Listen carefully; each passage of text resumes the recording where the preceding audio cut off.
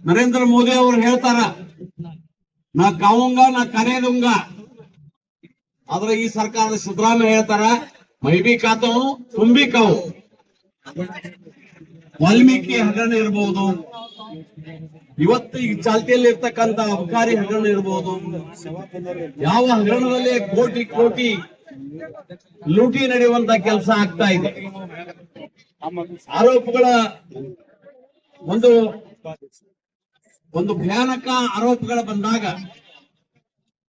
ಆ ಸಚಿವರನ್ನ ರಾಜೀನಾಮೆ ತೆಗೆದುಕೊಂಡು ಎನ್ಕ್ವೈರಿ ಮಾಡಿಸಿ ಮತ್ತೆ ಶುದ್ಧ ಹಸ್ತ ಆದ್ರ ಮತ್ತೊಮ್ಮೆ ಮಂತ್ರಿ ಮಂಡಲದಾಗ ತಗೊಳ್ಳಿ, ಬೇಡ ಅನ್ನಂಗಿಲ್ಲ.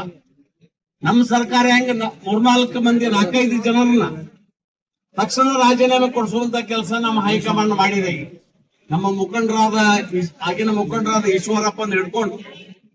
ಆದ್ರೆ ಈ ಸರ್ಕಾರದಾಗ ಎಷ್ಟೊಂದು ಆರೋಪಗಳದಾವು, ಯಾರ್ದು ರಾಜೀನಾಮೆ ತಗೊಳ್ಳೋದಿಲ್ಲ. ಇದು ನಮ್ಮ ತಂದೆ ನರೇಂದ್ರ ಮೋದಿ ಅವರು ಹೇಳ್ತಾರ, ನಾ ಕಾವುಂಗ ನಾ ಕರೆದುಂಗ. ಆದ್ರೆ ಈ ಸರ್ಕಾರದ ಸಿದ್ದರಾಮಯ್ಯ ಹೇಳ್ತಾರ, ಮೈಬಿ ಕಾತವು ತುಂಬಿ ಕಾವು. ನಾವು ಲೂಟಿ ಹೊಡಿತೀವಿ, ನೀವು ಲೂಟಿ ಹೊಡ್ರಿ ಅಂತ ಎಲ್ಲರಿಗೂ ಹೇಳ್ತಾ ಇರುವಂತದ್ದನ್ನ ನಾವು ಕಾಣ್ತಾ ಇದ್ದೀವಿ. ತಾಲೂಕು ಮಟ್ಟದಾಗ ಎಲ್ಲಾ ಸರ್ಕಾರಿ ಇಲಾಖೆಗಳಂತೂ ಭ್ರಷ್ಟಾಚಾರ ಹೇಳ್ತಿರೋದು. ಯಾಕಂದ್ರೆ ನಾವು ಕೋಟಿ ಕೋಟಿ ಕೊಟ್ಟು ಬಂದೀವ್ರಿ, ರೊಕ್ಕ ಎಲ್ಲಿ ತೆಗೆಯುವುದಾರ. ಆ ರೀತಿ ಇಷ್ಟೊಂದು ವ್ಯಾಪಕ ಭ್ರಷ್ಟಾಚಾರ ಆಗ್ಲಿಕ್ಕೆ ಕಾರಣ ಅಂದ್ರ, ಇಡೀ ದೇಶದಾಗ ದೊಡ್ಡ ರಾಜ್ಯ ಕಾಂಗ್ರೆಸ್ಸಿನ ಅಧಿಕಾರ ಇರೋದು ಕರ್ನಾಟಕ ಒಂದೇ. ಎಲ್ಲಾ ಕಡೆ ಚುನಾವಣೆ ಖರ್ಚು ಕಳಿಸುವಂತ ಕೆಲಸ ಮಾಡಾಕ ಇಷ್ಟೊಂದು ದೊಡ್ಡ ಪ್ರಮಾಣದಾಗ ಅವ್ಯವಹಾರ ಮಾಡ್ತಾ ಇದ್ದಾರೆ, ಭ್ರಷ್ಟಾಚಾರ ಮಾಡ್ತಾ ಇದ್ದಾರೆ. ಯಾಕೆ ಮುಖ್ಯಮಂತ್ರಿ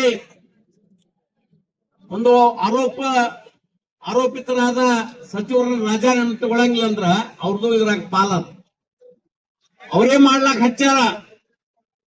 ಮತ್ತೆ ರಾಜೀನಾಮೆಗೆ ಅವರೇ ಕೊಡ್ಬೇಕಾಗತ್ತೆ. ಪ್ರಸಂಗ ಬಂದಾಗ ಅವ್ರ ಹೆಸರನ್ನು ಸಹಿತ ಇದ್ರೊಳಗೆ ಭ್ರಷ್ಟಾಚಾರದಾಗ ಅದ. ಇದು 1-2 ಅಲ್ಲ, ಎಲ್ಲಾ ಇಲಾಖೆ ಒಳಗೆ ಒಂದು ವ್ಯಾಪಕವಾದ ಭ್ರಷ್ಟಾಚಾರ ಆಗೋದ್ರ ಮುಖಾಂತರ ಈ ರಾಜ್ಯವನ್ನ ದೇಶದಲ್ಲಿ ಅಭಿವೃದ್ಧಿ ವಿಷಯದಲ್ಲಿ ಸುಮಾರು 10-20 ವರ್ಷ ಹಿಂದೆ ತಳ್ಳುವಂತ ಕೆಲಸವನ್ನ ಈ ಸರ್ಕಾರ ಮಾಡಿದೆ. ಜರಿಮಾನ ಹೇಳಿಲ್ಲ, ಕುಡಿಬೇಡ ಅಂತ ಹೇಳಿ, ಮಾನ ನಿಷೇಧ ಮಾಡ್ರಿ ಅಂತ ಹೇಳಿ ಅದರ ಮಾತಿಗೆ ತದ್ವಿರುದ್ಧವಾಗಿ ನಡೀತಾ ಇದ್ದಾರೆ ಕಾಂಗ್ರೆಸ್. ಅದ ಕಾರಣಾಗಿ ಈ ವ್ಯಾಪಕವಾಗಿ ಅದಕ್ಕೆ ಟಾರ್ಗೆಟ್ ಕೊಡ್ತಾರೆ. ಎಲ್ಲಾ ಅಂಗಡಿಗಳಿಗೂ ಸಹಿತ ಇಂತಿಷ್ಟು ಮಾರಲೇಬೇಕು.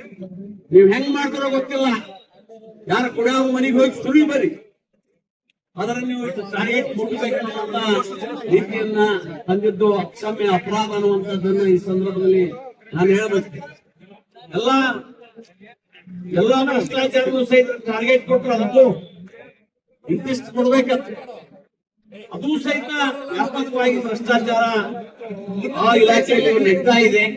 ಅದಕ್ಕಾಗಿ ಭ್ರಷ್ಟಾಚಾರಕ್ಕೆ ಕಾರಣೀಭೂತರಾಗಿರ್ತಕ್ಕಂಥ ಮಂತ್ರಿಗಳು ರಾಜೀನಾಮೆ ಕೊಡಬೇಕು ಅನ್ನುವಂತ ಒಂದು ಬೇಡಿಕೆ ಇಟ್ಕೊಂಡು ಈ ಹೋರಾಟವನ್ನ ನಮ್ಮ ಪಕ್ಷದ ವತಿಯಿಂದ